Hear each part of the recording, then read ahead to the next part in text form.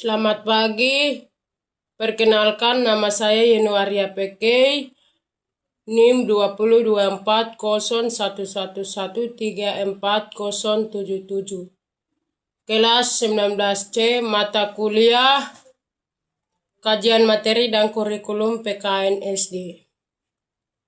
Baik, di sini saya akan menjelaskan materi tentang pendidikan Pancasila kelas 3. Bab 1, aku anak Indonesia. Bagian A, aku, keluarga dan teman. Setiap anak pasti memiliki keluarga, setiap anggota keluarga memiliki identitas yang berbeda-beda. Identitas diri misalnya nama, jenis, kelamin, agama, bahasa, asal suku, budaya, dan lain-lain. Mengenal identitas dapat melatih untuk saling menyayangi dan menghargai meskipun ayah dan ibu berasal dari suku bangsa yang berbeda. Kami saling menyayangi dan menghormati. Kami sekeluarga sangat bersyukur kepada Tuhan atas karunia-Nya. Apakah kamu menyayang keluargamu? Coba ceritakan bagaimana seluruh anggota keluargamu. Apakah memiliki identitas budaya dan suku bangsa yang berbeda? Coba ceritakan bagaimana kamu keluarga bisa rukun. Bagian B, aku, teman dan keluarga. Kita sebagai manusia tidak dapat hidup sendiri tanpa bantuan orang lain. Oleh karena itu, manusia disebut makhluk sosial. Kita dan orang lain harus hidup berdampingan, baik dengan teman di sekolah, dengan tetangga di rumah maupun dengan lingkungan masyarakat. Setiap peserta didik di kelas memiliki budaya masing-masing yang beraneka ragaman. Perbedaan tersebut menunjukkan adanya kekayaan bangsa Indonesia. Para tokoh bangsa seperti Soekarno dan Muhammad Hatta turut serta dalam mempersatukan beragama suku dan budaya. Dari Sabang sampai Merauke, bangsa Indonesia memiliki semboyan, yaitu Bhinneka Tunggal Ika. Bhinneka Tunggal Ika artinya berbeda-beda tetap satu jua. Bab 2, aku patut aturan. Sekolah adalah tempat yang paling menyenangkan. Di sekolah kamu akan menemukan banyak hal. Kamu akan belajar bersama-sama, teman bermain dan saling bekerja sama. Di sekolah adalah aturan yang harus kamu patuhi seperti memakai seragam, hadir tepat waktu, dan lain sebagainya. Seperti didikan yang baik, kamu harus mematuhi aturan di sekolah. Aturan itu dibuat agar kegiatan di sekolah berjalan dengan baik dan tertib. Alangkah indahnya jika kita melihat sekolah yang bersih, tertib, dan nyaman. Ayo kita patuhi aturan di sekolah. Aturan apa saja yang ada di sekolah? Coba tuliskan pada kolom berikut. Nah, di sini saya ambil contoh seperti kalau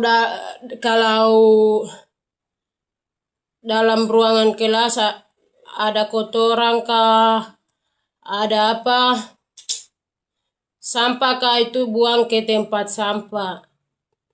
Dan ada satu lagi, kalau di sekolah harus pakai baju merah putih kalau ada. Begitu saja. Aturan terdiri dari 2 jenis, ada aturan tertulis dan tidak tertulis. Contoh aturan tertulis di sekolah adalah tata tertib sekolah dan aturan kelas. Aturan tersebut dapat dilihat dan dibaca oleh seluruh peserta didik. Dengan demikian seluruh peserta didik akan mengetahui aturan-aturan yang harus dilaksanakan. aturan tidak tertulis merupakan aturan yang berasal dari kesadaran masyarakat dan diyakini secara turun-temurun.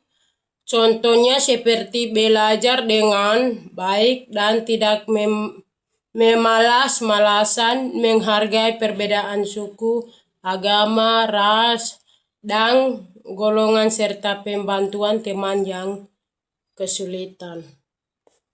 Disiplin sekolah, proses belajar mengajar di sekolah dapat terlaksana dengan baik apabila disiplin sekolah ditegakkan.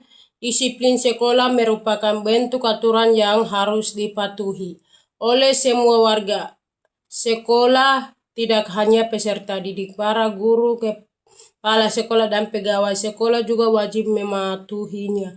Disiplin sekolah dibuat berdasarkan hasil musyawarah warga sekolah. Jika ada warga sekolah yang melarang disiplin, maka yang dikenalkan sanksi atau hukum sesuai dengan pelanggaran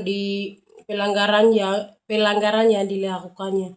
Aku dan teman-teman merasakan nyaman berada di sekolah. Para guru sangat menyayangi dan melindungi peserta didiknya, meskipun terkadang ada saja yang berbuat kesalahan dan melanggar disiplin di sekolah.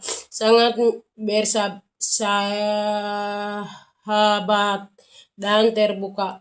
Para guru siap menerima pendapat dan alasan yang kami berikan. Jika kami bersalah, guru berikan kesempatan kepada kami untuk menyampaikan apa yang kami rasakan dan siapkan untuk berdiskusi dengan peserta didiknya. Bab 3, perbedaan itu indah. Kekayaan suku bangsaku. Bangsa Indonesia merupakan bangsa yang besar. Bangsa Indonesia terdiri atas beragam suku, budaya, agama, dan kepercayaan. Namun bangsa Indonesia memiliki persatuan dan kesatuan yang sangat kuat. Hal tersebut tercermin dari sifat dan watak bangsa yang Bhinneka Tunggal Ika. Bhinneka Tunggal Ika merupakan semboyan negara Indonesia. Semboyan tersebut menggambarkan kondisi untuk yang mempunyai budaya yang beragama tetap bersatu. Bhinneka Tunggal Ika memiliki artinya walaupun berbeda-beda tetap satu jiwa. Selain Indonesia memiliki keberagaman suku, budaya, dan bangsa, Indonesia juga memiliki keberagaman agama yang diakui dan kepercayaan di lingkungan negara. Keragaman agama meliputi Islam, Kristen, Katolik, Kristen Protestan, Hindu, Buddha, dan Konghucu. Adapun contoh kepercayaan adalah keharingan dari Pulau Kalimantan dan kejawen dari Pulau Jawa. Bagi penganut ajaran agama dan percaya apabila kita suku menolong hidup akan diberkati Tuhan Yang Maha Esa, dan apabila melanggar aturan ajaran hidup tidak akan selamat dan sejahtera. Penjelasan dari saya sampai di sini. Sekian dan terima kasih.